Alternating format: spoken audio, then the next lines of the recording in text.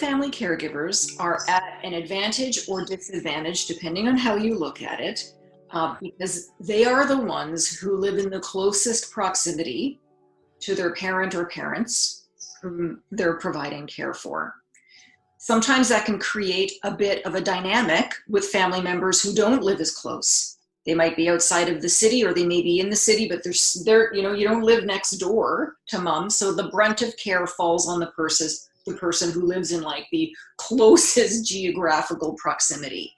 And there may always be differences of opinions. So if you're the primary caregiver to your parent or parents and you live the closest, you're making the bulk of the decisions, but often somebody else wants to weigh in on that.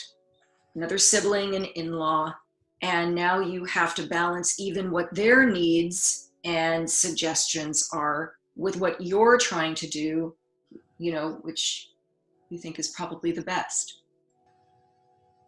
I'm smiling because I feel like a lot of my career has been spent in these meetings with families trying to help them come to some agreement. So what's important to remember is a couple of things. Any previous family dynamic or tension or roles will only be exacerbated right now. So the idea that in a global pandemic, all of that's going to go away is never going to happen. So let that go. Whatever dynamic was there is going to remain.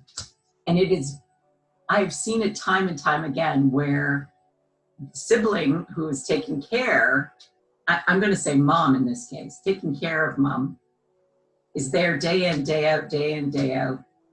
And then there's a sister who flies in from Ottawa, and all of a sudden now everything's wrong.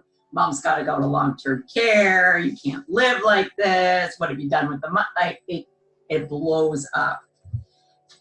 So it's very hard not to be resentful as the sibling who is there, or the set of siblings who is there day in, day out, running for the milk, getting the medications, doing all the little things, coordinating somebody to cut the lawn, doing the snow shoveling. It's very, very hard. What makes it worse is, I'm reminded by the biblical story of the prodigal son. When the person from out of town comes in, and it's like they're all sunshine and roses, right?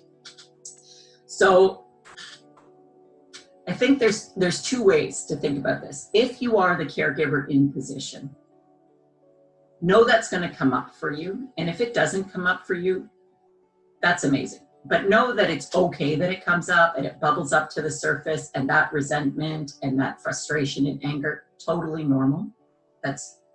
If you weren't feeling that, especially right now when, PSW and day programs and respite is all shut down and you're probably having to do double duty, it's going to be right at the top of the surface. And it's okay to talk about it. It's okay to let your family members know how you're feeling and really think about what you need. As the out-of-town sibling, it's important to try and remember to hold your tongue and walk a day in that person's shoes, what they're trying to do. Especially, as I was saying before, people are now, more than ever, balancing care for a lot of people, balancing working full-time. And most people in Canada are caring for more than one person. Not most, but a lot of the caregivers in Canada are caring for more than one person. So it is a big challenge. It's to respect that primary caregiver for everything they're doing and for that implicit knowledge that they have. Mom doesn't like the red spoon. Mom likes the blue spoon. Mom drinks hot water in the morning, not coffee. It's all that little knowledge that you collect over time, and how they like something placed and all of that. So right now, a movement is restricted of people, and depending on where people live, depending on their own situations, their own health, and they may not be able to come in. Perhaps they were regularly coming in once a month for a week to give a sibling a week off. But knowing that that's had to stop, it's consider what you may be able to do for that caregiver to reduce tension. Let me give you an example. So a caregiver who is providing a lot of domestic assistance or might need to be traveling to mom's house maybe could benefit for some, like a random gas card. Maybe you could arrange for some of those fresh meals to be delivered to the caregiver's house. Help offset the responsibility that the caregiver has at his or her own house. Because a lot of time we find people want to be there. They want to be the one providing the care. They are happy to do that, but they need help keeping the rest of their life going to enable them to do that. So it's recognizing that what you think the caregiver needs might not be what they need, and to keep recognizing and validating what they're doing. A thank you goes a long way. You're doing a good job. Everything's great. Just a little bit of validation can go a long way. But you're never going to erase family drama, 30-year family drama between multiple siblings too.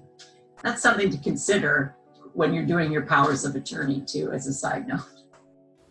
If you enjoyed this video, please like and subscribe to our channel. And don't forget to take our quick survey to give us your feedback. Find the link in the video description below.